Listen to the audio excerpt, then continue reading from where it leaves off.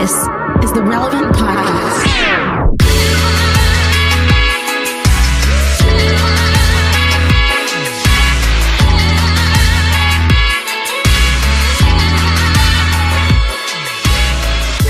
It's Friday, July 23rd, 2021, and it's the Relevant Podcast. Here in Orlando, I'm your host, Cameron Strang. Stop laughing at my voice. Joining me from Loverland, Virginia, it's Jesse Carey. Hello, hello. From Austin, Texas, authors, podcaster, speaker extraordinaire, Jamie Ivey. Hey, guys. And from Nashville, Tennessee, artist, producer, mogul, Derek Miner. What's happening, everybody? Hey, I just want to say before we start this that Cameron sounds like a pack of Marlboros. Hey, first of all, Like, who's the new host? Yeah, who's this guy who's been smoking unfiltered Marlboro Reds for, since he's been 12 years old? And them boys sound like American spirits. They know what them joints called. He's got the husky authority of a weathered cigarette smoker. see, I forgot about American Spirit cigarettes. I thought you were referring to Spirit Airlines. And it's like, yeah, every time I've been on Spirit Airlines, pretty much everybody sounds like this. So ironically, on Spirit Airlines is one of the few airlines they actually welcome smoking on the You flight. can still smoke on the flight. Absolutely. I mean, they got little ashtrays in the armrest. Yeah, I mean, Actually, they charge you if you want to smoke. If you want to smoke, you got to pay $20 more. It's That's really not uncommon for there to be an open fire somewhere on a Spirit flight. I mean, it could be a barrel fire towards the back of the plane, just people trying to keep warm when it doesn't pressurize right. People bring their own hibachis on there because they're sure not serving food on long flights. It's pretty fast and loose up there. I think Spirit Airlines should just get rid of the seats altogether and just pile people in and be like, look, we'll get there when we get there. You guys we're going to shut the door. Man. Yeah. Just do Bring what your you own need to seat. do. Yeah, people are bringing those pop-up chairs that they take to Little League games and stuff. They're just like strapping it. Just make it like, Spirit should just throw in the towel and be like, listen, we're trying to come to their level like other airlines. It's not happening. Why don't we just set our own level where it's basically the parking lot of a college game day recording, where it's like first come gets the good seats, right? The earlier you show, the better your little pop-up area is, but that's the vibe here. Bring your own cooler. Does it come with that random drunk guy that no one knows how they got into your tailgate? You're like, wait, Yes. who are And he's you? like- Who brought you here? And he's like tossing the football. He's having the time of his life. That guy's Time on of his most life. Spirit. He has two first names, like Aaron John or something like that. John That guy, David. What? that John guy just David. hasn't Who got brought off John the, David? that guy hasn't got off the flight in months. He's just been on like a months-long bender, just puddle jumping from city to city, just having a ball. This is a free idea, Spirit. Take us up on it. Take it up. So it's, I don't know why my voice sounds like this, but this is how it sounds after a Magic game usually. Like the next morning I wake up from all the heckling and stuff. And so I really was thinking this morning, like, was I yelling last night? I can't think of why Were you I sound heckling like at the this. basketball game? I mean, you weren't yes, there, Man but is at the TV. heckling from his couch. Here's the thing. I don't get worked up about sports if it's not my team playing, So I'm watching Right. it as an interested bystander, but I don't know what happened. I don't know. So, well, maybe I'm just it's Olympics. The Olympics kick off today and it's going to be sports nonstop for the next 2 weeks. Obscure sports that all of a sudden I'm interested in for a day and a half. So maybe that's good. My voice is ready. Speaking of obscure sports, last week, Jesse, I thought of you because I turned on the old ESPN on a slow day. And what do you know? We watched a cornhole tournament. And It's pretty compelling, all my isn't boys it? were like, I could do this. Like, this is so easy. I could do this. And I was like, okay, all right. Hey. You and Jesse Carey going to form a team. That's right. Did I tell you guys when I was watching it, I Googled one of the dudes on there. I was like, I just wonder how you get into this.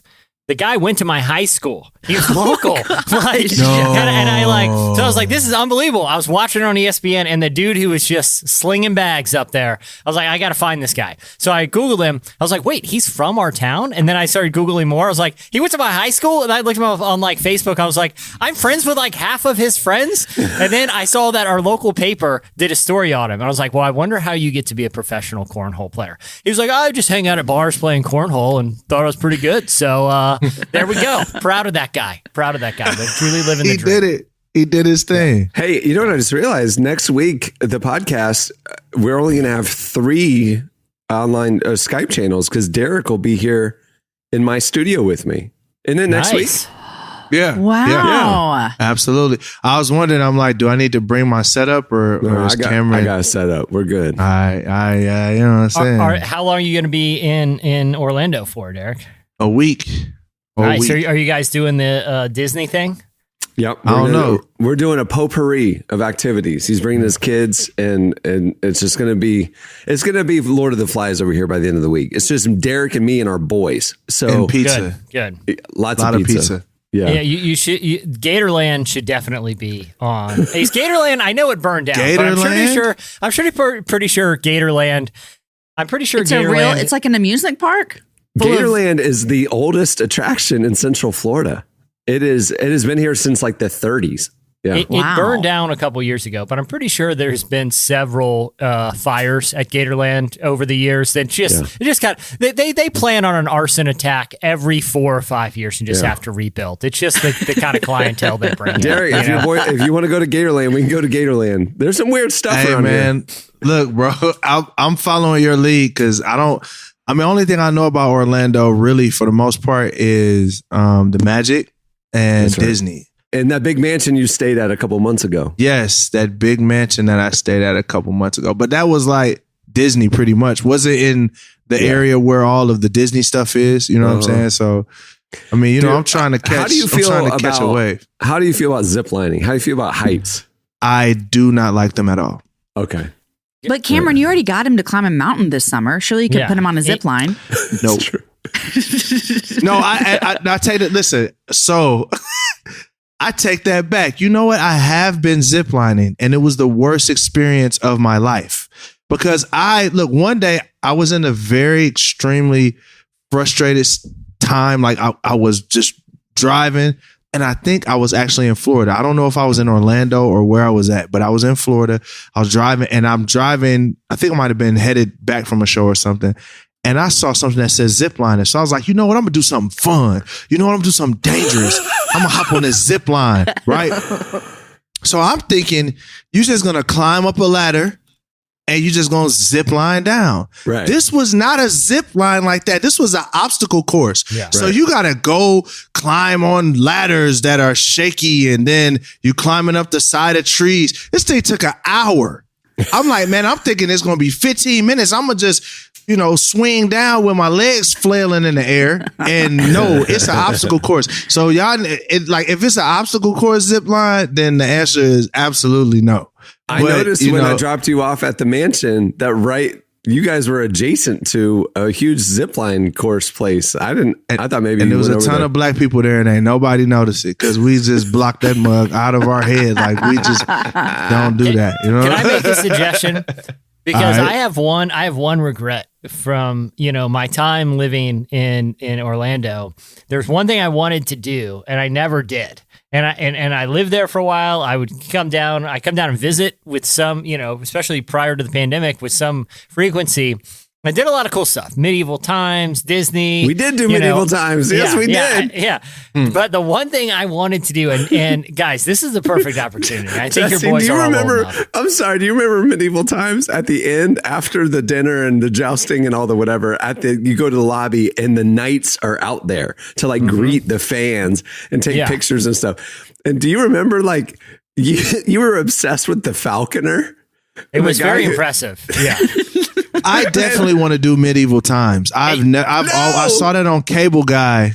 Yeah, dude, it's like $180 a person, but you just can't stop. How much a person? I'm kidding, but it's a lot of money because there's a feast and stuff, in a dinner show. It's like all you can eat turkey legs, which no human could eat more than one. All you can eat turkey legs? Wow. So it's a night competition around, but you're sitting in a section where you are like the blue knight, the yellow knight, whatever, and you're cheering for your knight, right?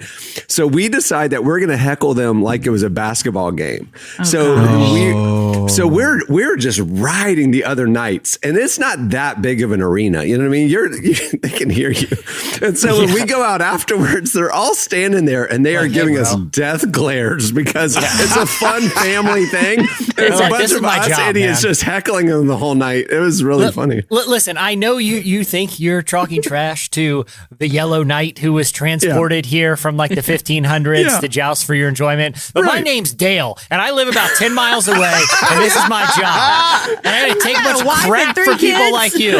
Yeah, I got a mortgage, man. Okay, you want to come at me for jousting? Spoiler alert: it's scripted. Okay, I fell off the horse on purpose. All right, jerk. So come at me all you want. Just to let you know, this is as real as a wrestling match. So there. And the blue knight is Scott. And guess what? His car broke down. Okay. So how do you feel now? He had a breakdown on the way here. Yeah, and we had to take. And by the way. How big are these turkeys? Okay, that these turkey legs are coming from. These are definitely genetically engineered turkey legs. Derek, they feed you food that you can eat the entire meal with your hands. That's the point of it. Like back in the medieval times. Okay, like back in there ain't no forks. Right. You know what I'm saying? I get to be like a Thor, like a black Thor, just smack the, you know what I'm saying? I'm with it, baby. Let's go. Which I hated that part because I refuse to eat meat that you have to use your hands for. I won't do it. I'm out. I'm not going to eat any kind of meat you have to use your hands with. Nope. What about wings? Nope. I don't, unless they're boneless and I can, cut them up. Nope. Not me. Wait. Hold on. You take wings or nuggets and you like cut it with a knife and fork and eat it with your fork. Okay. So maybe it's not the fork thing. It's like, I can't eat something that I might find a bone in. I'm out. I can't do that. A chicken sandwich. They don't have bones in those. Yeah, but what about a nugget? No bones in nuggets. But you can eat a nugget with your bare hand. It's just bone meat on a bone thing. It's eating meat off a bone that I can't handle. Well, you wouldn't like medieval times because I'm pretty sure. I mean, the turkey legs. With your hands. The turkey legs are so massive. I would pay to see one of those knights fight one of these turkeys because on second thought, we don't got to go there, Cameron, because that Rona outside and we cool. Here's my suggestion. Wait, you're for you saying guys. like because the coronavirus would be on the turkey? Because I don't know what the sanitary is of people just eating with their hands, and it's very deep and they might be cooking with their hands back there. Like, look, man, I'm not. That Rona out there, man. Listen, that Rona, contrary to popular belief, shout is still out there, baby. I don't care what kind of virus Fauci cooked up. This thing is so deep fried. Okay? This thing is so deep fried.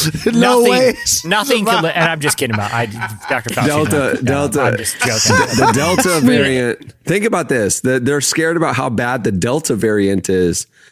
Imagine when we get like hurricane names and they keep going down the alphabet, we get down to the Spirit Airlines variant. Because if Delta's bad. Imagine how deadly the Spirit was. Well, Spirit has long just been of its own virology lab. It's just a big petri dish up there. What they're doing, they don't have like flight attendants come and like clean it after every flight. No. They do what they call the monthly hose down, which is exactly what it sounds like. Yep. And then they just get the new passengers in it. But I do have one suggestion for you guys, and this is a deep regret I have from all my time visiting. Oh yeah, back to that. Yeah. Is that I've always wanted to go to a murder mystery theater.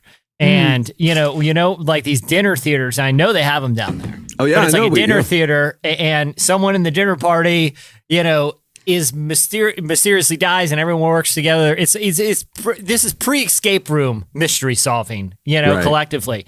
But what I want you guys to do is after the first person drops dead, I want you guys to wait about 10 minutes and one of you guys has to pretend to die right in the middle. And suddenly it's like a double improvise and mystery. mess up their script. Yep, exactly. Yeah, okay. I got you. I'm dying too. The same murderer. Oh, no.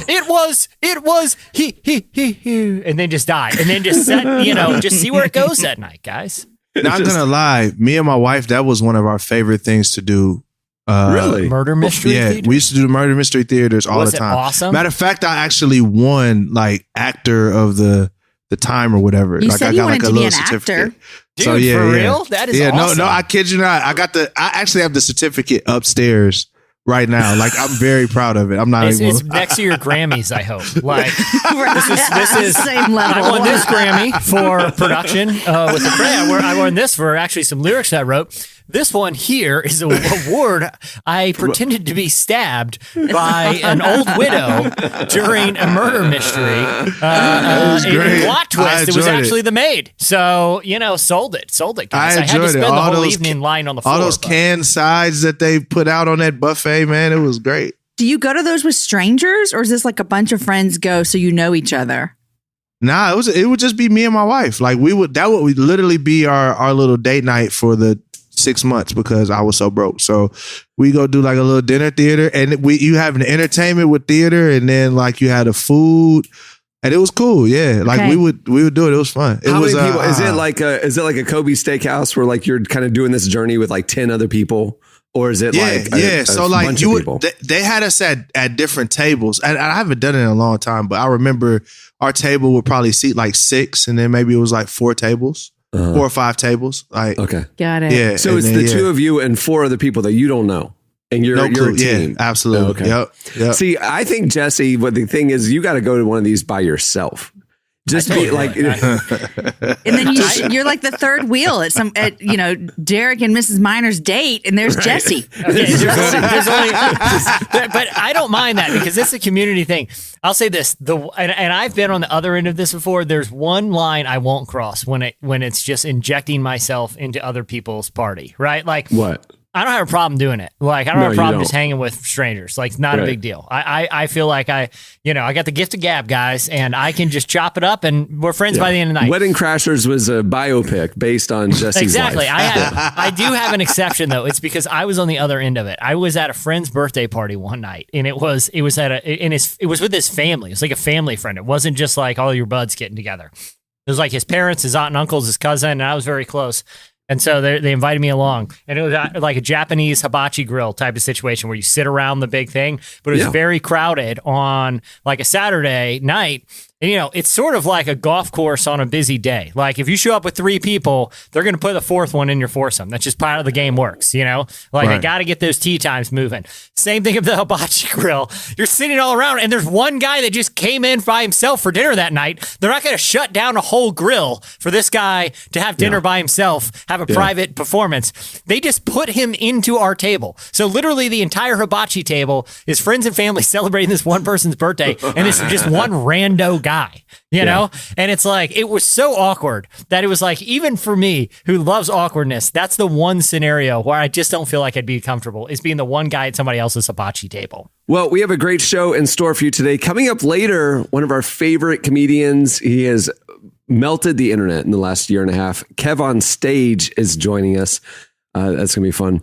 Also, at the end of the show, it's a big day today. The Olympics kick off today. And I know you guys are all Olympic files. I know Jesse loves the Olympics. I love the Olympics. Yeah, I haven't watched the Olympics since like Tanya Harding or something. What? That was a long time ago. I don't even know if I was alive when Tanya. At least the Winter Olympics. At least the Winter Olympics has pretty novel competitions, right? Like, it's kind of cool to see someone jump off a huge ramp on skis. I would never do that. Yeah. The Summer Olympics has too many that just people running or swimming in a straight line. Like, not interested. Like, that is straight line. It's gonna be way better this year. They got this new person. The pool to be like a lazy river where they have to like go around curves. Hey, that might actually be kind of fire though. Yeah, there's like a water slide halfway through.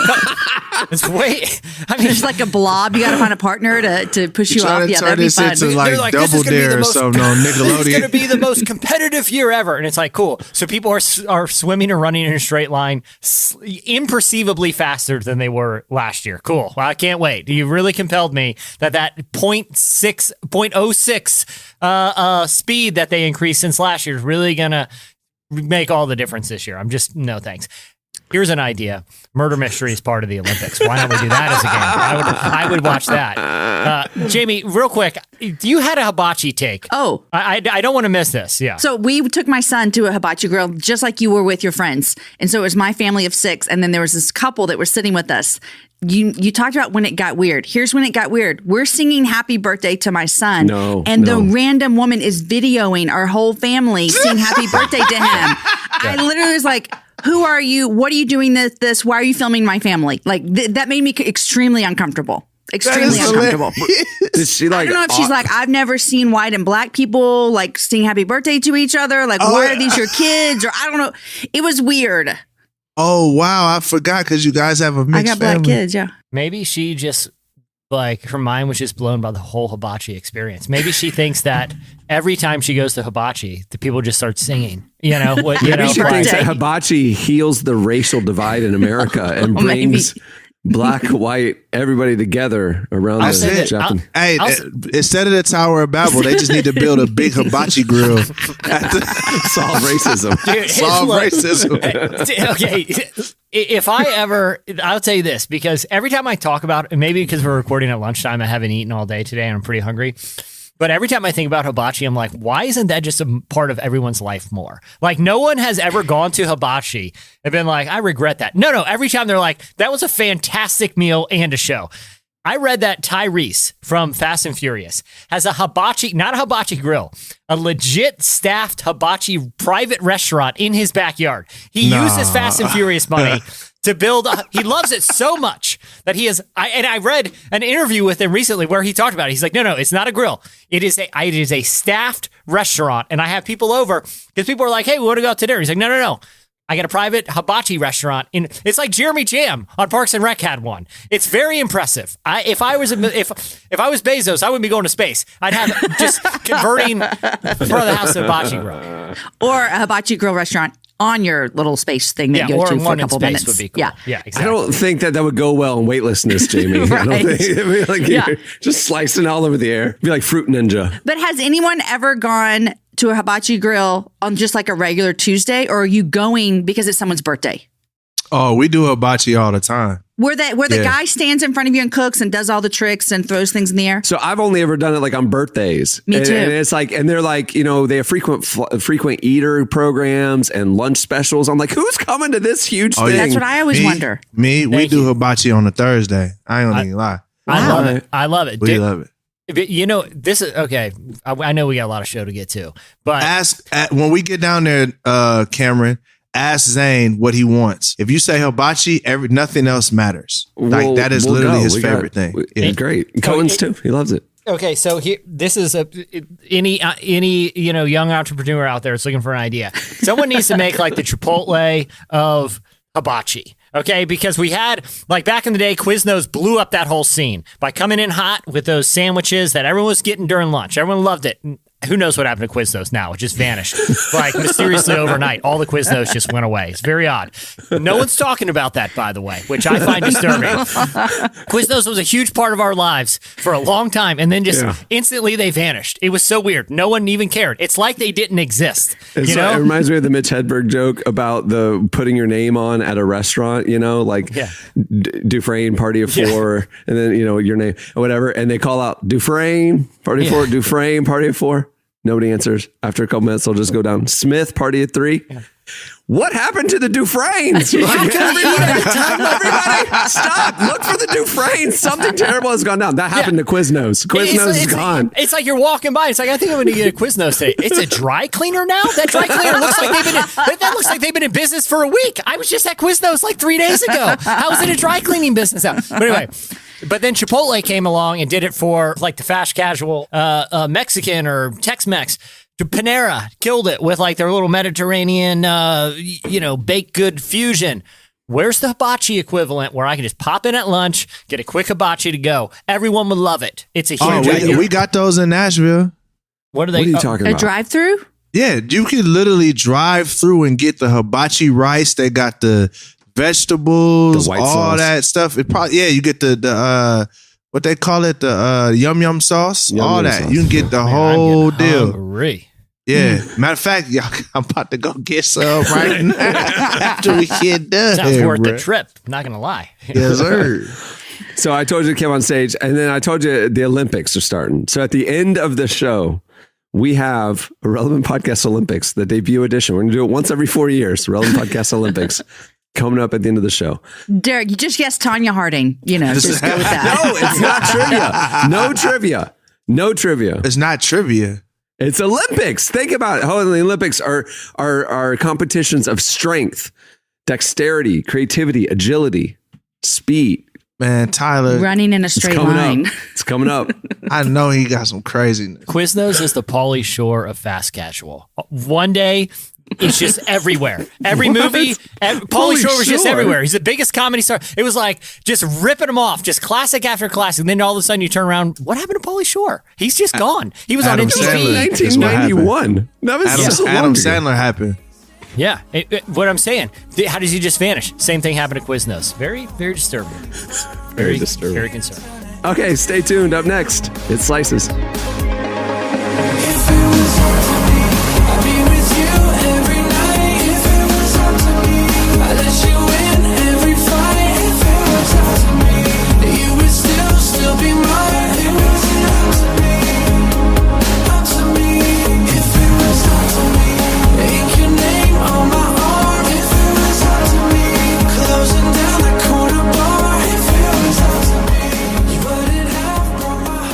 You're listening to Lainey. The song is Up to Me. Well, today's show is brought to you by BetterHelp. Is something preventing you from being happy or achieving your goals or keeping you from experiencing peace? Well, with the heaviness of all that's happening in our world, it can be difficult to find purpose and joy. And that's why there's BetterHelp. BetterHelp will assess your needs and match you with your own licensed professional therapist. You connect in a safe and private online environment. You can start communicating in under 24 hours and you'll get timely and thoughtful responses. Plus, you can schedule weekly video or phone sessions and you can send a message to your counselor anytime. To top it all off, it's more affordable than traditional offline counseling and financial aid is available. We want you to start living a happier life today. As a Relevant podcast listener, you'll get 10% off your first month by visiting betterhelp.com/relevant. Join over 1 million people taking charge of their mental health. Again, that's BetterHelp, HELP.com/relevant. Okay, it's time for Slices. What do you have, Jesse? All right, so I have a story kind of from the TV world that I think brings up like an interesting dilemma that, you know, we're kind of finding ourselves in with all these big streaming outlets and all this money kind of pouring into kind of new original content. Every outlet seems to want to try to get a leg up. And one recent trend that we've seen is, you know, and this kind of, honestly, it started sort of in podcast true crime, where you know, there will be kind of this newsworthy event, and suddenly it kind of takes on narrative form and kind of gets repurposed. So you guys remember at the beginning of the pandemic, everyone was in Tiger King fever, and everyone was watching Tiger King. At the time, it seemed like a really great idea to start the movie adaptations right away. And 2 miniseries adaptations with a significant budget began pre-production. One will star Kate McKinnon as Carol Baskin. She's sort of leading that one. The other one is a miniseries that originally it was looking like Amazon was going to produce, and it was going to star Nick Cage as Joe Exotic. Now, I like Kate McKinnon. So great. Terrible casting, by the way, but it would be so bad. I can't Exactly. wait to. Honestly, I would watch a Tiger King adaptation where Nick Cage plays every role, including the Tigers. I would watch that. David Spade should be the Tiger King. He does. They do look similar, like a Joe Dirt kind of thing. Joe Dirt kind of vibe. Yeah. I can't see Nick Cage like getting into character fully, but yeah. But that would be, like I said, they need to just do one that's just like absurd as high art, where he plays literally every role, including all the live tigers. Like, I would watch that Nicolas Cage movie. They should have just gone that direction. It was like that weird Bob Dylan biopic where they just like had random actors play him as like a boy, even though he was being played by, you know, like Kate Blanchett or something. Like, they should have just gone weird and just made people deal with it. Well, it looks like they're pulling the plug on that Tiger King miniseries.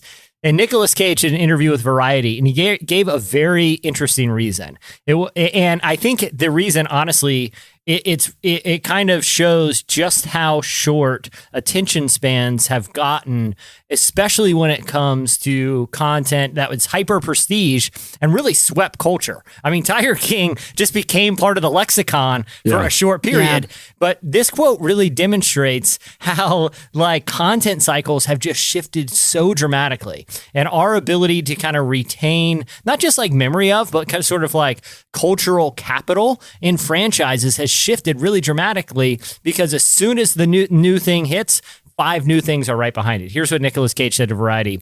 We should clear the record. I read 2 excellent scripts, which I did think were excellent, but I think Amazon ultimately felt like it was material that had become past tense because it took so long for it to come together. In reality, in the entertainment, it's been a year. That's not that long for it to come together. They felt at one point it was lightning in a bottle, but that point has since faded into the distance and it's no longer relevant. To me, this is really fascinating because it wasn't that long ago when something newsworthy would happen and, you know, the movie version would be 3 or 4 years down the road and people would still care. Clint Eastwood, the latter half of his career was American Sniper or, you know, some of these ripped from the headlines. You also saw it with Tom Hanks with Captain Phillips or, you know, the kind of string of 9/11 movies. You know, there used to be this cultural attention span where something newsworthy could kind of capture just the interest of the content consuming public, and they would have patience for it to be told in a long form, new, interesting way. I honestly don't think this is just isolated to something like Tiger King. I honestly think that the way that we kind of consume true stories in media is going to be altered pretty dramatically just because our cultural attention span, especially for newsworthy stuff, has become so short. We're constantly inundated with kind of the new trending thing. I kind of think, honestly, the only way this is going to work going forward is like remember that this is a deep reference, but when Arrested Development, they did like Scandal Makers, like the Bluth family story, and they made like a mini series as the scandal was playing out. I honestly think that's the only way this is going to work anymore, because I don't think people really have the attention to go revisit, you know, rip from the headline stuff anymore. But guys, I mean, we're not talking about 9/11. We're not talking about like pirates hijacking a boat. We're talking about a weird guy with a tiger farm. Like, so it's like I kind of see why the world kind of moved on, because I honestly feel like Tiger King was just our cuffing season. You ever heard of cuffing season? So cuffing season is like you're with a person just because it's cold, and you know what I'm saying? Like, it's just like Tiger King was a moment of convenience for us. Like, we were locked down, there was nothing else to do, and there's this weird thing about this guy with the tiger and his battle with Carol Baskin. You know what I mean? I don't like, so I don't know, man. I honestly, like, looking back, I think Tiger King is one of those moments where it's like, dang, I can't believe we dated that person. You know what I'm saying? Like, I don't know if it was, I can't believe that became a cultural moment. Like, it didn't really feel that deep in hindsight. Okay. You know, I might be a little bit. You might be right. On it, Have we considered this though? You know, when you're going to break up with somebody and you don't want to hurt their feelings, so you're like, hey, it's not you, it's me. You know what I mean? It's like you pity the person. You're like, you don't want to hurt them more than you need to. Right. Have we considered the fact that they started shooting this, and the people behind the scenes who thought it was a great idea, a marketable idea to cast Nicolas Cage in this role? Hey, you gonna get off Nicolas Cage, bro. Nicolas Cage is the greatest actor of our time, bro. Starting to see what Nick Cage is doing to the role. And they're just like, you know what? We got to pull the plug on this thing. This is horrible. Who's going to tell him? I ain't going to tell him. How about this? Well, see, the headlines have moved on, and we've decided it's not you, it's us. Well, it's interesting you say that, because that happened to Nick. Seth Rogen just released this like memoir where he just told, and it's great because it just tells like awkward stories from interacting with weird people in Hollywood. Like, it's not a traditional memoir, like he really dishes. But he's got this great anecdote about 2 different occasions where he was invited to meetings with Nicolas Cage. One was like a formal meeting, one was a dinner. And both times Nicolas Cage just used the meeting and like the setup of, hey, let's talk about some roles, to kind of accuse Seth Rogen of stealing some of Nicolas Cage's ideas. And when Seth Rogen denied it, Nicolas Cage would just get up without saying anything even at a dinner or a business meeting, and just walk away. And Seth Rogen's like, here's the thing. I feel like this happens to Nicolas Cage a lot. He gets burned by Hollywood people, and he has just learned to not deal with the conflict or awkwardness. He was like, I never even knew it's possible to deal with a tense situation by just standing up and walking away and never addressing it. Mad respect to Nick Cage, but I think it does validate that theory, Cameron. Yeah, it's like, oh, this is bad, but I don't want to be the one to tell him. Yeah. So now he's doing a press tour. Like, I was great. So the situation is that y'all aren't interested anymore. So, oh well. Nicolas Cage is the greatest actor of our time. Oh, come on. Oh my word. All right, what are you having, Jamie? All right, we're doing Olympics, right? So I think we should bring Olympics stories every single week until the Olympics are over. Okay, so Norway's handball team. Jess, you think you could be on the handball team? I don't even. Handball's no joke. If I had to reconstruct a handball game in my mind, I don't even know what it would look like. I know it involves looks like racquetball. It's with the bare hand. But the answer is of course yes, Jamie. With 2 weeks, with 2 weeks of casual training, I could easily play. I could easily play for the Norwegian team. He'll scan the rule book the first week. And I watch a couple YouTube videos, get that cool glove, you know? Yeah. Well, Norway's handball team has been fined because they didn't want to play in bikinis. Oh, wow. You heard me. Correct. So the European Handball Federation has thrown the book at the Norway's women's team because of improper clothing. And the improper clothing was wearing shorts instead of the regulation bikini bottoms. This is true. For handball. Mm-hmm.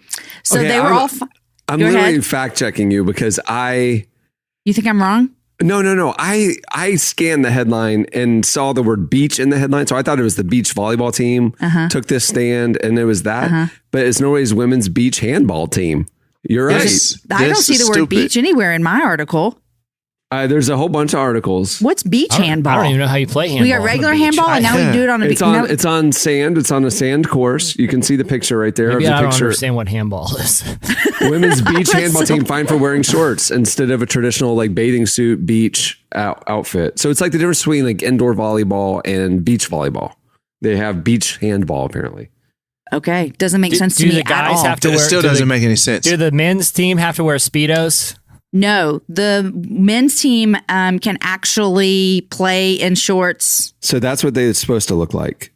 It's like a beach volleyball outfit. Do you see that? Yeah. Okay, that's beach handball. It's a bigger ball. Yeah, that's the picture right there. Yeah. Okay, so Jesse, the men's handball team have no such rules, and they're allowed to compete in shorts as long as 4 inches above the knee. Women, however, are not allowed to wear bottoms that cover more than 10 centimeters of their butts. Oh my I'm quoting directly from the article. It says, when asked why this rule exists, a spokesperson for the International Handball Federation said she didn't know. She said, we're looking into it internally. That's all she said. And so the Norway team had been planning to compete in these shorts for several weeks. They hope that the fine draws attention to the double standard in the sport. So there's that, guys. It's like they just did not get the memo that we're in 2021 and this.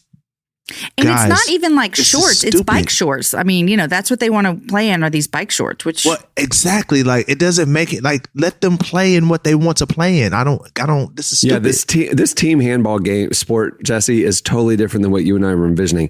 It's like a little baby soccer field with soccer nets on the beach, and you have a ball the size of smaller than a basketball that you can palm, and you like throw it kind of lacrosse / football style. So it's like a little dodgeball as well. Well, yeah, I guess, or soccer, but using the opposite of your feet. I don't know. It's weird. I've never heard of this sport. This is what you got to watch it. This is the stuff that comes on at 2 a.m. on NBC 7 to like, watch the. Yeah, but the uniform requirement seems preposterous. It's like Quagmire from Family Guy running the uniform rules. You know what I mean? Like, it's like, what a weirdo. Why are the Olympics enforcing this insane? Like, let's just be honest. It's creepy. It's creepy that they would require athletes to make this, weird concession with But uniform. it's the same thing with black women's hair. There was this cap on the swim team where black women were wearing that natural hair. And it's like, it's a swim cap, guys. Yeah. Like, why in the world? I know rules are rules, but when it's a stupid rule, we should be able to change it on the fly. Like bikinis or shower caps. You know what I mean? Yeah. Right. Yeah. If somebody wants to, if they deemed that the swimming attire gave it, was the most competitive advantage for flexibility, and that's why they did that. If a team wants to wear shorts and stuff that would be deemed less, or more cumbersome or whatever, right, and that gives them a disadvantage, you should let them. You know what I mean? Yeah. I think if somebody's trying to do something to give them an advantage, I think you'd have to bar that. But this isn't giving them an advantage. It's just covering more of their body. I mean, they're not putting human growth hormone into the shorts. Like, you know what I mean? It's not steroids Not in that the we know shorts. of, at least, yeah. Like, I guess that's what it They is. just Maybe want they're to hot cover as up more of their butts than 10 centimeters. And you know what? Let women do that. The Norway women cover team their would be butts. the only athletes without butt sunburns, and so that would give them an advantage. So you got to prevent that. Let women cover their butts. 2021. That is the new slogan. I agree. That's a T-shirt right there. All right, Derek, what do you have? So congratulations to the Milwaukee Bucks, who have not won a championship. I think it's at 50 years, over 50 years since Kareem and Oscar Robertson. Well, I just found out today that they have a minority owner who is a black female, and she is the first black female minority owner and an NBA champion. So, but then I started diving into her name is Valerie Daniels Carter. So I started diving into her, and I'm like, wow, how did she get there? What did she do? So she started owning back in 2014. And she said there was no Deer District, there was no Fiserv Forum, there was nothing. So this was back when the Bucks were down bad. This is before Giannis. They were not valuable. They were not valuable at all. She gets in there. Perennial She gets a loser. minority stake. Yeah. Right. And now, look, NBA champion. But what's crazy is I started diving into her company, V&J Holdings. Let me tell you some of the stuff she's invested in. Haagen-Dazs, like as an owner, Pizza Hut, the Coffee Beanery, and Aunt Annie's. So Auntie Anne's. So like she's loaded. Do you see Quiznos on there anywhere? Yeah. Quiznos on the list? No, Quiznos not on the list. Quiznos Thank at God. the perfect time. She was smart enough not to jump into the Quiznos. Right. She put the big short there. But Derek, think about what your investment advice usually is like invest in what you know, like in brands that you use. Absolutely. So think about it. She loves her pretzels. Yep. She loves her pizza. She loves her basketball. Yep. She's like, I'm putting my money where I enjoy it. I'm gonna. Hey, that's good what for it her, is. man. Like, I thought that was just amazing, especially just during this time, just seeing a black female be an owner of an NBA championship team. Like, especially when there's not a lot of minority ownership in much of anything. I thought that was pretty interesting. So, man, shout out to Valerie. Shout out to V&J Holdings. I'm about to go get me some Pizza Hut right now. You feel me? With the stuffed crust. Well, probably hibachi and then Pizza Hut. I'm going to be fat by the end of the day. All right. Stay tuned. Up next, KevOnStage joins us. So tell me, how could I ever turn away from you when you've always been the way, the life, and the truth? Giving me a new, true reality. Living for the one who set me free. You've given me a vision better than a dream. You ain't gotta wake me up. It's not a fantasy. You're listening to Hillsong Young and Free. The song is Phenomena Da. It's their new single that is blowing up on the worship scene. Well, today's show is also brought to you by WeShare. I know we're all tired of the rising costs of healthcare. That's why we're so happy to share a little bit about WeShare. WeShare is a health sharing program powered by UHSM, who you know, a Christian health sharing ministry. Health sharing is not insurance. These programs are member-based fellowships where faithful people exercise their right to take charge of their own healthcare. Learn more about how WeShare is restoring faith in healthcare at weshare.org. That's WESHARE.org. I can tell you right now, they're awesome. Well, our guest today is KevOnStage. He's made quite a name for himself on social media, creating hilarious content that blends faith, family, and overall relatable life situations. Now, while social media is his main platform, he's also written, directed, and produced for TV and film. He's helped grow a media company that's produced some pretty entertaining podcasts, and he helped create the Real Comedians of Social Media Worldwide tour. He owns his own soundstage. He has a subscription service for original content. Man is a mogul, and he's absolutely hilarious. We sat down with him to talk about his success on social media and what sets him apart from other comedians. Here's part of our conversation with KevOnStage.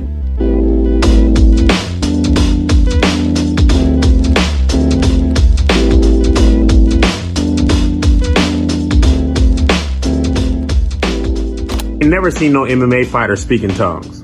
It was a grind to get here, but here you are. How you feeling? First, I gotta give a shout out and talk to my God first before I even talk to man. Secondly, I'm feeling great, man. That was good, clean tongue. And he got hands? Come on, man. You don't want to see that, man. He speak to God in public. He talking about fighting principalities. You here trying to punch me? I'm sending angels down.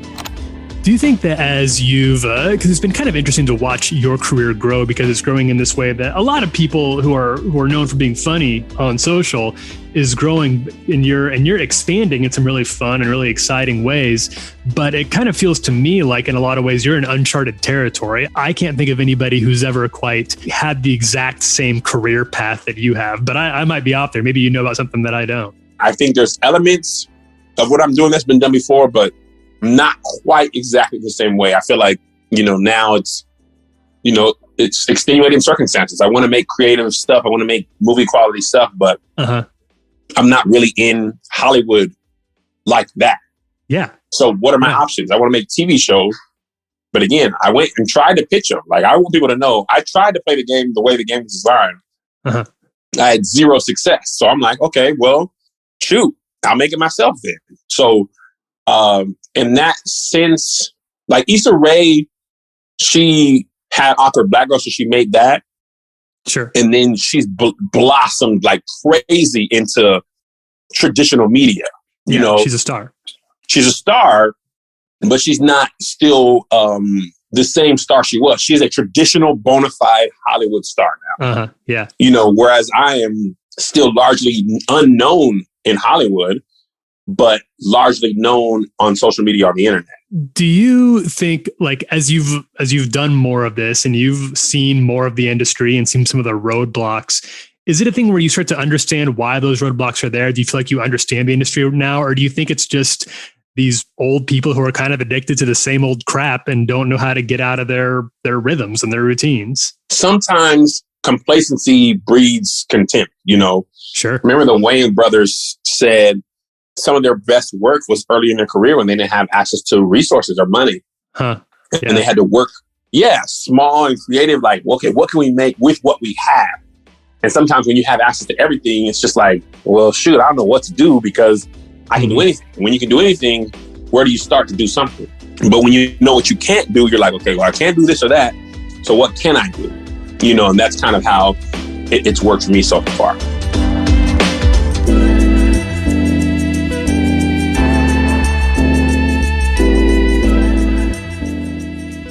Captain's log. It's 4:46 Eastern time. I was coming to visit my mother for Mother's Day. Church was 2.5 hours long. I didn't know we still church that long, but they do. Yes, God. We continue to just let the Spirit. God heard us. He heard us around 12:05. But we was like, nah, we'll be here till 2:30 just to make sure that God heard us. With so many people out there right now, like there's just flooded with content creators, people, a lot of whom are trying to do similar things to what you're doing, or who now are copying what you're doing in some cases. Why do you have any theories about why you connected? What is working for you? I don't know. Really? Maybe. Yeah, I don't know. I mean, maybe it's because I have that like everyday guy type of thing. A lot of my family, a lot of my fans have watched. If you've been a fan for a long time, you literally watched the growth from when I started in Washington to with my sons to Playmakers to moving to LA. You've watched it happen kind of in real time. And I think people, you love to root for somebody, basically an underdog. it's been interesting to watch kind of what you're talking about. The really slickly produced, super high budget stuff just sometimes doesn't feel like it doesn't feel as real or as authentic as the stuff that you're putting out there. And that what you're doing does feel more like this feels relatable to me. This is something that I can laugh at because I can live that. And it doesn't feel quite as sticky sweet. Does that make sense? Yeah, I totally agree. I feel like that's part of the thing. And that's just honestly from like, I didn't have access to the high quality stuff. I mean, I had a nice camera, but you know, a lot of times you got to have the right lenses and all that stuff to make it work. And when I saw that people didn't care nearly as much about the quality, I found out that the speed and the relevance was much more important. So I just focused on that. And then when you're watching movies and TVs, there's a certain amount of production quality that you are familiar with. So now that I'm on the app and, you know, producing Keep Your Distance and things like that, I definitely want to make people feel like, oh man, this is the quality that I'm used to. But on social media, I feel like people are just, you know, I don't really take myself too seriously. I know a lot of times people are just watching me before they go in the house after a long day at work on their lunch break. So I just want to give them a quick laugh for the couple minutes that I have their attention. And they're not like, man, if he would have had a jib shot, this would be perfect. You know, like most people aren't thinking like that.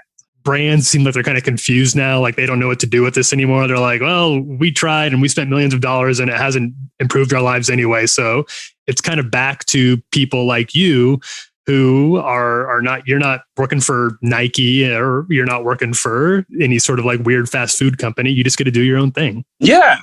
And that's honestly, man, people, you know, Dave Chappelle said this. He said success. Well, he was asking his dad, would you think a person who's a teacher is successful? And he was like, yeah. And they made, at the time, I believe, $30,000 a year. Mm-hmm. So Dave Chappelle was like, if I could make $30,000 a year telling jokes, that would be success to me. Oh, and that's kind of how I categorize what I do. I just want to be able to do what I love and help other people do what they love. It's never been about getting rich or making a lot of money. And in fact, the more money I make, the more I can help other people and reach out and work with other people and make it worth their while. So I'm not like sitting here hoarding. I'm like, okay, now I got this little bit of money. Let me fly this person in and put them up in a hotel and treat them to a great experience. As opposed to now I can do X, Y, and Z and, you know, buy a chain or, you know what I'm saying? Like whatever. Totally. People will try to buy. Like, I'm like, okay, now I can make a movie and hire this many people. And that's kind of how I've always looked at it.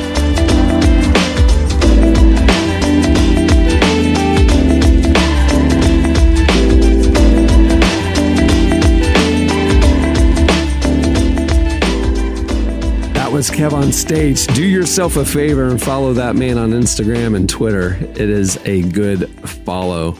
And you can see more of our interview with him over at relevantmagazine.com. All right, stay tuned. It's time for the Olympics.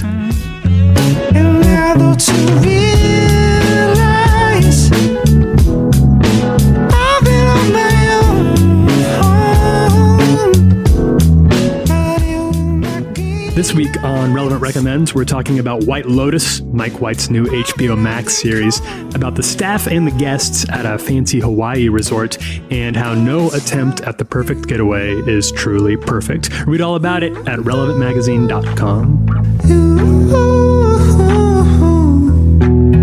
But it's not you.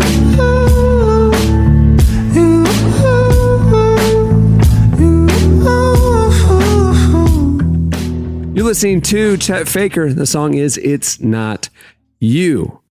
Well, today's episode is brought to you by podcast creation platform Anchor.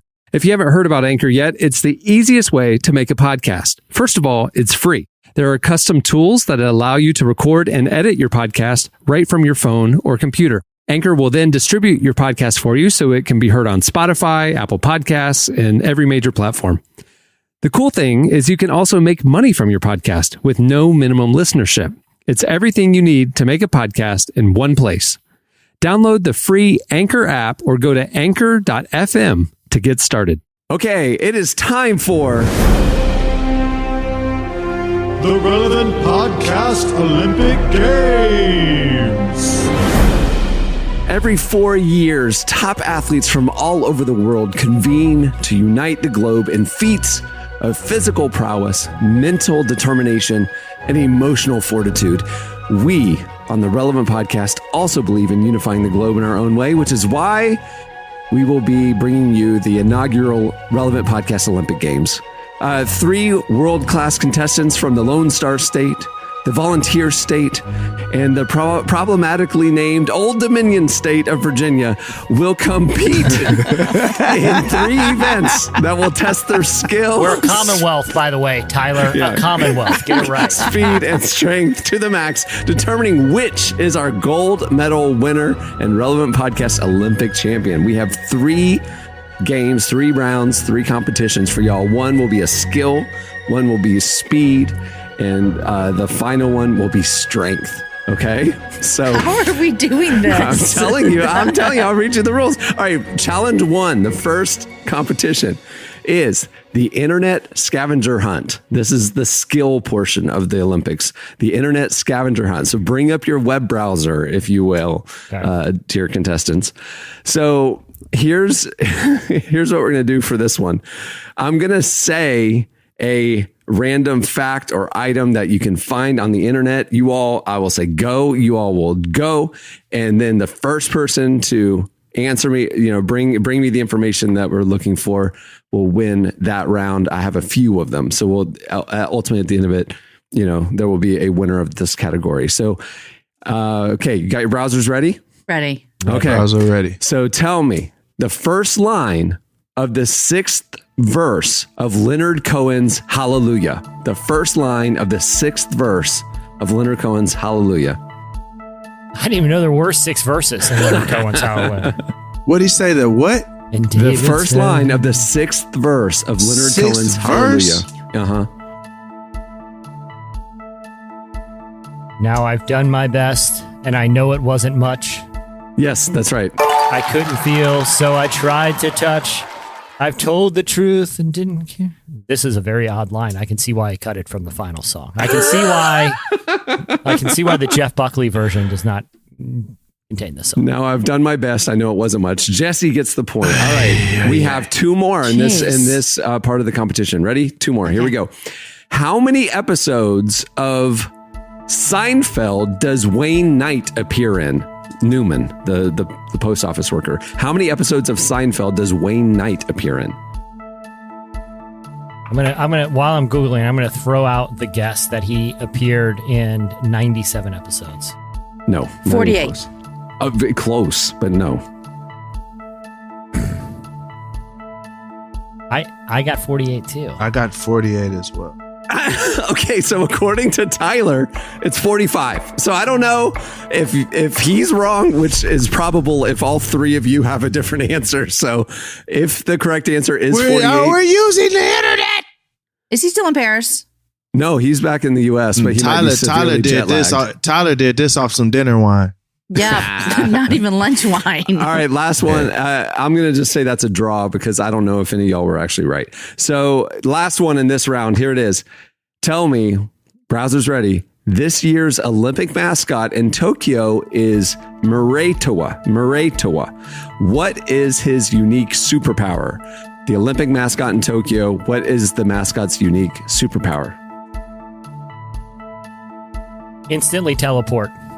Yeah, teleportation. That's right. Jesse won that round going away. He got congratulations. Both of the correct answers. All right. I didn't know mascots had superpowers. So I think the character backstory is what we're more referring to, not the actual furry guy in a furry suit. So, I'm going to throw this out there too. Olympics don't need a mascot, okay? Like they're always weird. Nobody cares. No one remembers other than remember when people weird. And they were the only thing anyone remembers of him is a mascot. Remember when everyone was mad at that weird Olympic mascot? Like I don't remember what it was. I think he was sort of some bubble man, but no one liked it. I remember that. Like that is the story with every mascot. Just no mascots Olympics. Oh. All right, this one is going to be individual. Like I'm going to give you, so this is the speed portion, okay? It's called Speed Read. It's challenge 2. Each contestant will receive a category, and I'll give you 15 seconds to name as many things in that category as you can. Okay. So each of you will have 2 rounds of this, and then Clark will help me average the scores of whoever got the most. Not average, but I guess we'll just add them. I just want to note one thing. On the official Olympics website, it says this about that mascot. Yeah. He has a strong sense of integrity and a special power to instantly teleport.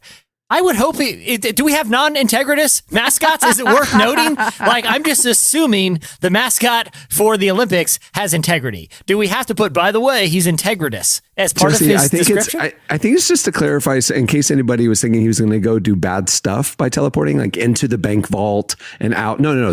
He has integrity. He wouldn't. I got integrity. Like I definitely would teleport into a bank vault. I ain't going to But it's like saying, don't worry, the Olympic mascot would never lie to you about anything. It's like, whoa. Other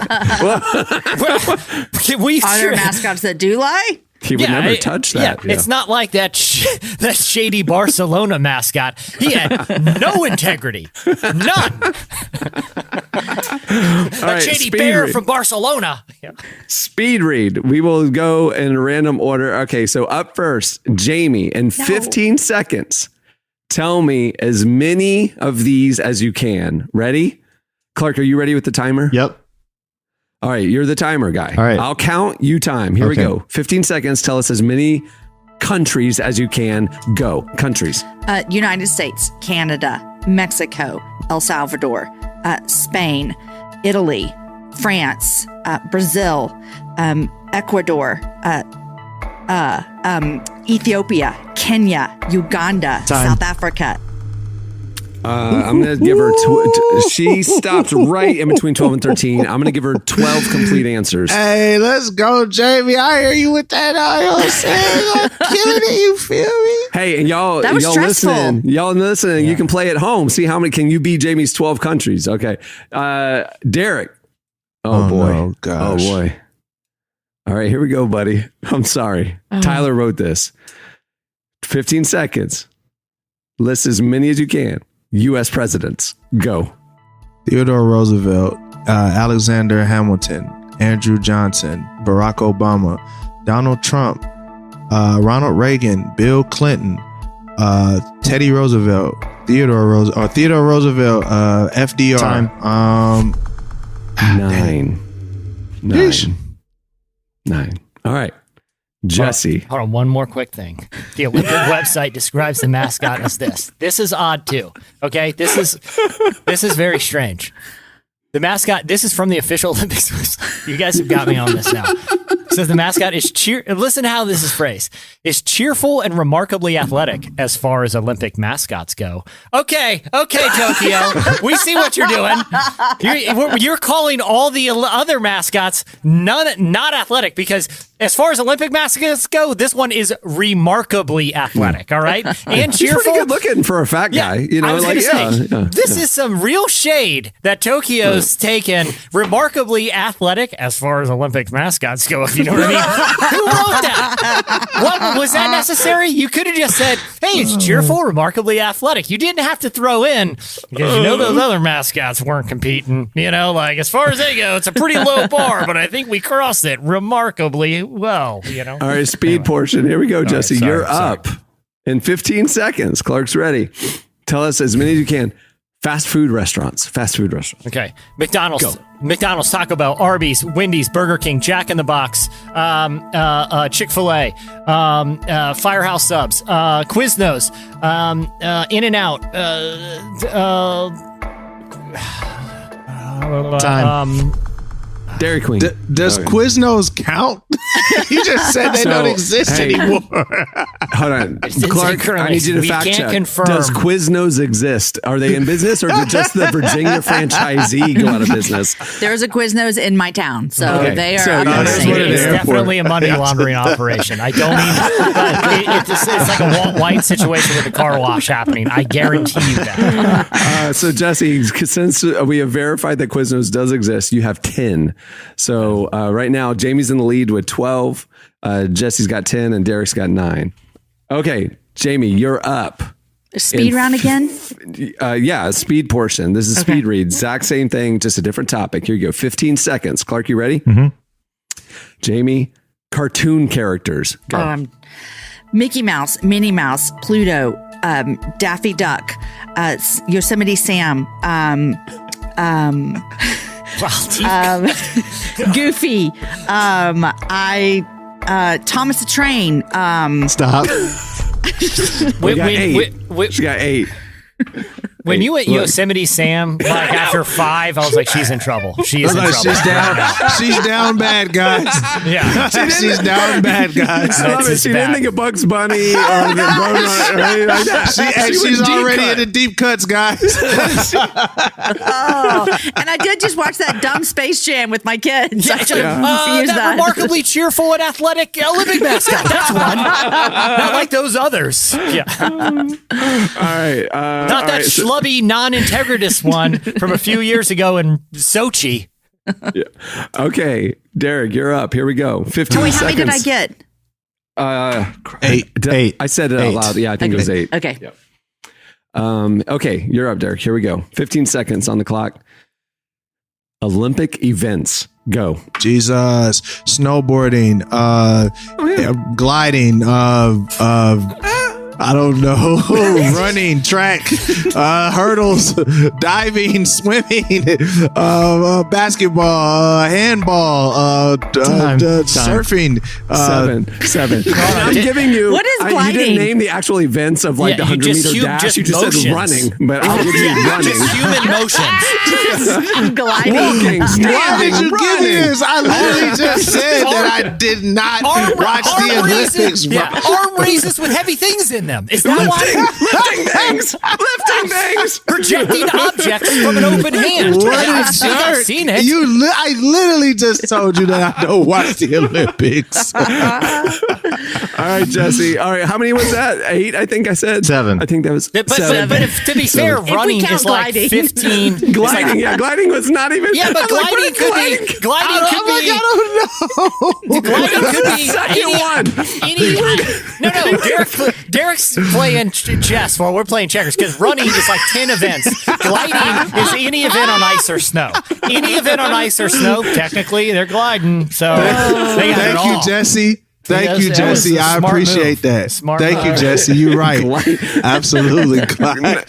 Hey, bobsled, and that's gliding. How else would you describe that? Sliding? He said bobsled and then he said gliding. I think he's just thinking of going down mountains. Like I can fly down. I can What I'm slide saying down. is, he checked like 30 boxes with one word. Oh, that's kind of that ski guy's kind of gliding Hey, down the those mountain. ski guys who jump off the ramp, they kind of glide down. Hey, look, man. I'm like, I don't know, bro. What's the I'm curling? trying. Curling, you could say gliding makes more sense to call curling than curling. Like curling tells me nothing. True. But if you're like and that's gliding, what I meant in my head. That's what I meant. No lie. because if you're like, hey, I'm in the gliding competition, I automatically think, well, that sounds like a big stone on ice. Hey, that's exactly what the event That's is. exactly what it is. Curling Yeah. tells me nothing. That's exactly what it is. It makes sense. All right, Jesse. Okay, here you go.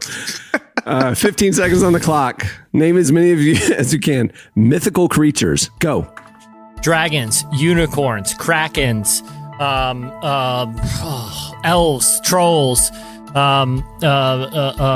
What's Mr. Tumnus? The minotaurs, hobbits, wizards. Time. It's 8. That's pretty good, man. Yeah. A wizard ain't a mythical creature. It's a wizard down the street. Can you do real magic? Because All right, Clark. Can you add those up? I hate to tell you, got Derek. 8. What's the score? Okay, so I'm terrible at math, but Jesse got 18. Okay. So 18, and Derek, you have 16, and then Jamie has 20. Thinks you won. There you go. Jamie's the winner. Nice. Jamie's the Oh winner. my gosh, I've never the won. Speed portions. I know. Okay. Good work. She says, "Oh my gosh, Jesse I never won the won." skill. Jesse won the skill portion, and Jamie won the speed portion. So Derek, it's up to you, man. This is the strength portion. Hey, look, okay? bro. I'm gonna let y'all know I'm probably finna lose, but let's go. Okay, so it's called Screaming Viking, and this is the final Olympic sport. Oh, I know I'm gonna lose. Screaming Viking. I will name an item, and each of you must do your best impersonation of that item. I will then judge you, rank you, score you based on your performance, closeness to the actual item, and this is key, enthusiasm. So, in like figure skating and gymnastics, floor routines, there's a lot of factors. It's not just technical. It's also creativity. It's also, when the judge is over, okay? Theatrics. Whoever has the highest score will win. Now, you will both have you'll both have 3 opportunities. So it'll be 3 scores added up. Clark, help me out with that. Okay, here we go. Derek, you're up first. Here's what we want to hear. A power lifter doing his heaviest deadlift yet. Go. You ready? Yeah. All right. I've never seen powerlifting before, but here, let me go.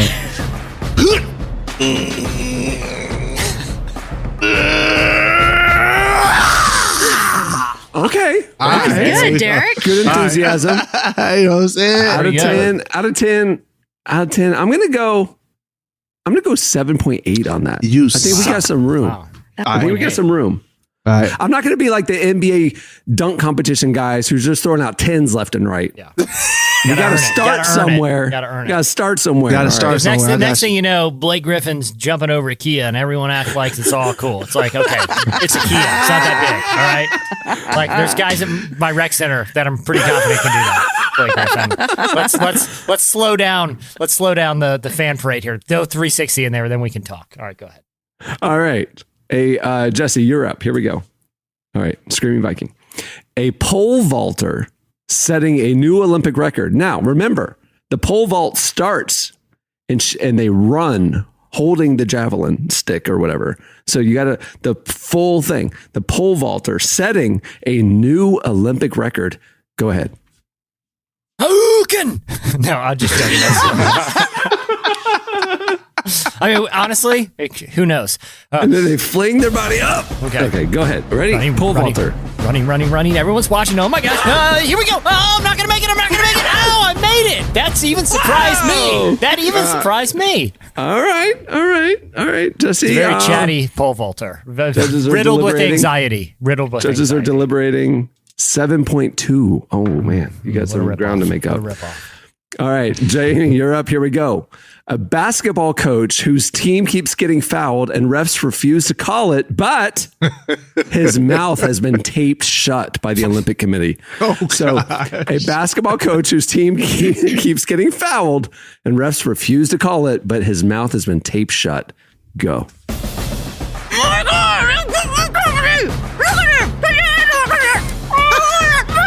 Oh, did she slap him? How was that? Wow. Hey, 8.6. That was phenomenal.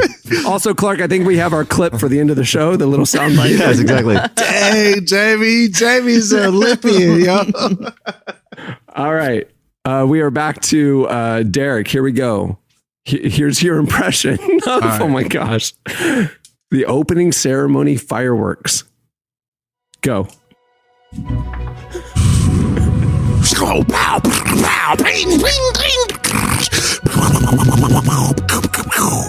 need a finale. That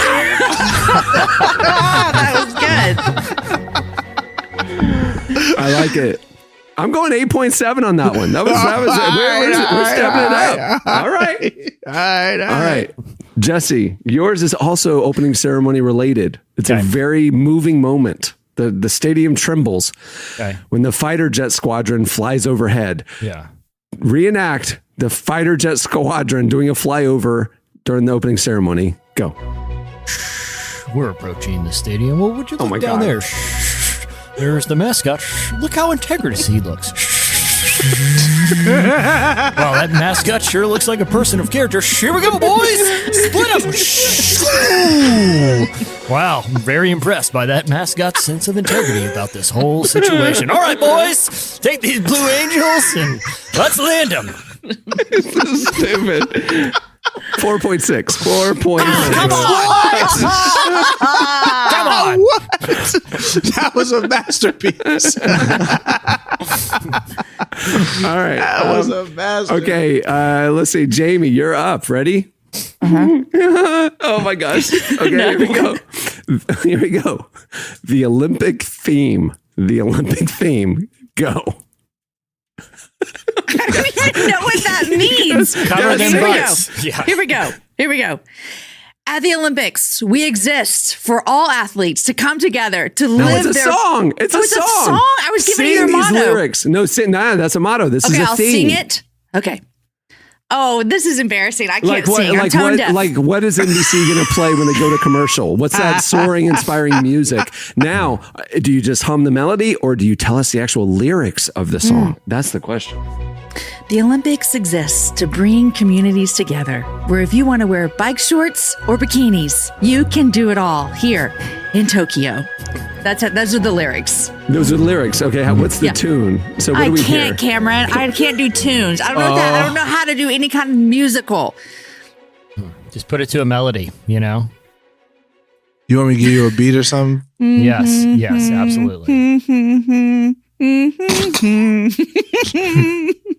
That was Jingle Bells. Yeah, it was. It was Jingle Bells. In case you didn't know. Jamie! I take my low score. Jamie. What did Jesse just get? He got a 4.6 and you got a 3.8. I'm very sorry. Oh my gosh. Okay. I'm very sorry. Oh, I won. No, we got one more round. One more round. No, we got one more round. One more round. Yep. Here we go. Derek, you're up. You can bring it home. Do it. A punching bag getting worked over by a champion boxer. A punching bag getting worked over by a champion boxer. Go.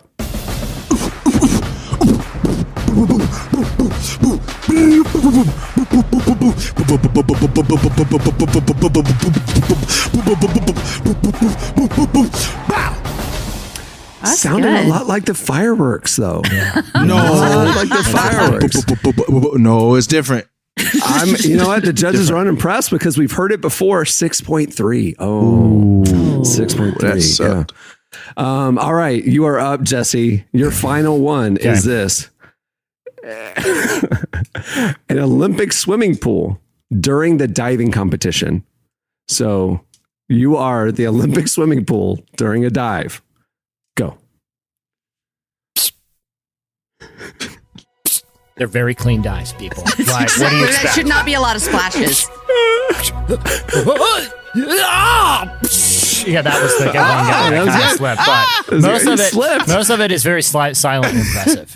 It's the most impressive of all the sports. You took me there, man. You're a Foley artist. I think that was fantastic. Good. That's a 9.4. You got a 9.4. Wow. Judges are very impressed by the clean dives. The clean dive, yeah. Yeah.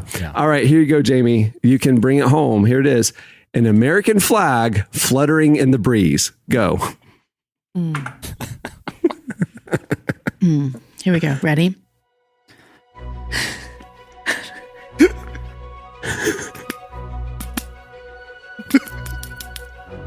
Oh, wow. If I were closing my eyes, it sounds like someone's stapling a lot of things. There you go. How is that? Sounds very inappropriate. Oh Derek my Minor. gosh. And surprising. That was very entrepreneurial. That was, you know what? Derek just ruined it. The judge has to give me something. No, the judges have been tampered with. Derek just ruined it with that. Jamie, I'm sorry. You're disqualified. You are disqualified. That's not my fault. You are like the Norwegian beach handball team, violating the rules. I'm taking this up with the Olympic Federation. Just that right now. You're going to get a letter from my lawyer. To be fair, it was a little fleshy sounding to be a flag. I mean, I'm just saying. Jamie, I'm just saying what we're thinking. I'm sorry, but it was a little fleshy. I'm sorry, Jamie. So TJ 87. I tallied Jesse's in. You got the winner. Okay, say it. I too. By a very slim margin. Derek took it. Is the winner of the strength competition. Olympian. So each of you have won a gold medal. Jesse got the skill portion, Jamie got the speed portion, and Derek took the strength portion of the competition. Good for y'all. Exciting games. Congratulations. First of all, I just want to give honor to God, who's the head of my life. I just want to thank my mama back Derek home. I appreciate y'all. Huh? Derek is that team that's like after the game and they lost the game and they're like, yeah, but they cheated and they went and tattled. And then the judges are like, oh yeah, you're right. I can't believe that. And that team gets disqualified. That's what Derek did after Jamie's performance. Yeah, Look, I know. My coach always told me, if you ain't cheating, you ain't trying. So listen, I got to say this. From the integrity I'm seeing here, I hope neither of you guys have a future in being mascots. At least not because as far as Olympics go, that integrity ain't doing it. Okay, I mean, Jesse. I could do it because I'm athletic for an Olympic mascot. So for an Olympic Yeah. mascot. Yeah, I need to tell you right. two things, Jesse. Number one, when I was in 8th grade and 9th grade, I ran in the Junior Olympics and I medaled. So I think I consider myself an Olympian. Yes, true story. And number two, I was a mascot in high school. So, and I don't know if I was very integrous as a mascot, but I was a mascot. Jamie, can I ask a question about the Junior Olympics? Yeah, you can ask me. Junior Olympics, is it like TED Talks and then there's like TEDx? And TEDx is like, I could put a TEDx on with my friends. And then this person who talks at my 40-person TED event is like, I'm a TED speaker. No, you're not. You spoke at TEDx. Get over it. Is the Junior Olympics like that like it's every town has one? Or is it Cameron, one national team? Can you give me 5 seconds? Yes. Like I know. Hold on, 5 seconds. Oh no, she's going to get her medal. No, it's a legit medal. He finna flex on y'all. You got the Grammys. She's got Olympic medals. Put together an all-star cast here, buddy. No joke, man. I didn't even know. Jesse, what have you done? I mean, I don't Open the know. Quiznos. Yeah. Okay, so listen. I've lost substantial amount of money on the Quiznos trend. Chicken carbonara was going out of style, right? All right, the time Jamie, I bought in. Okay, are you ready? Yes. So I ran in the Junior Olympics. It's not really the Olympics. It's only people from the United States of America. I got third place in the 4x4, and my mom framed my medals. I still have them. You guys, they're in the storage closet at my office.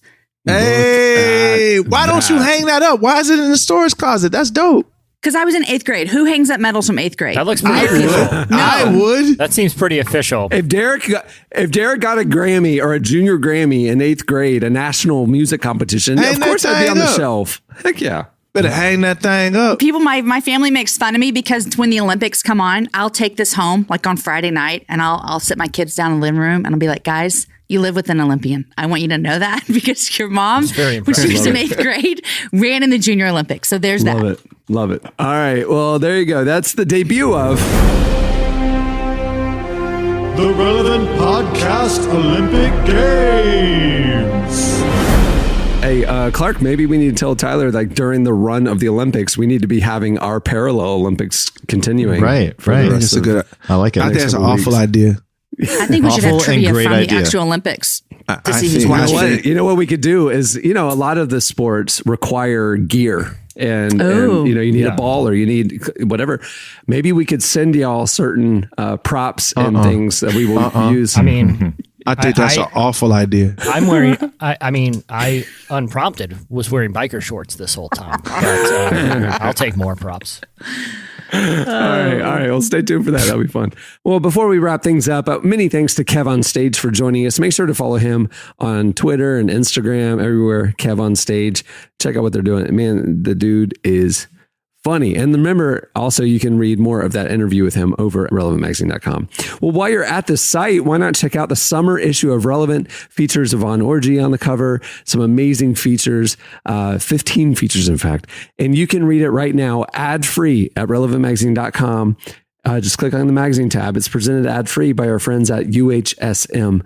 Check out what they're doing at UHSM.com. On that note, we'll wrap it up. I'm Cameron Strang. I'm Jesse Carey, and I have curiously strong integrity. I'm Jamie Ivey, the Junior Olympian. Junior Olympic champion. I'm Derek Miner, the Relevant Olympian. You know what I'm saying? Hey, you'll be here next week in person. We are definitely doing some physical challenges as part of next week's Olympic Games. I'll wear my bike shorts. Let's do it. All right. Have a good week, everyone.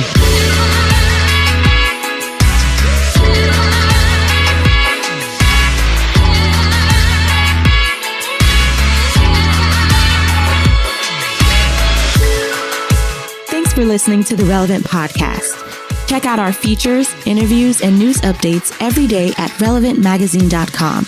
And make sure to follow Relevant on Facebook, Twitter, and Instagram for the latest. For more great podcasts, browse the shows on the Relevant Podcast Network, which you can find at our site. And while you're there, don't miss the all-new era of Relevant Magazine. A new issue releases every other month at relevantmagazine.com.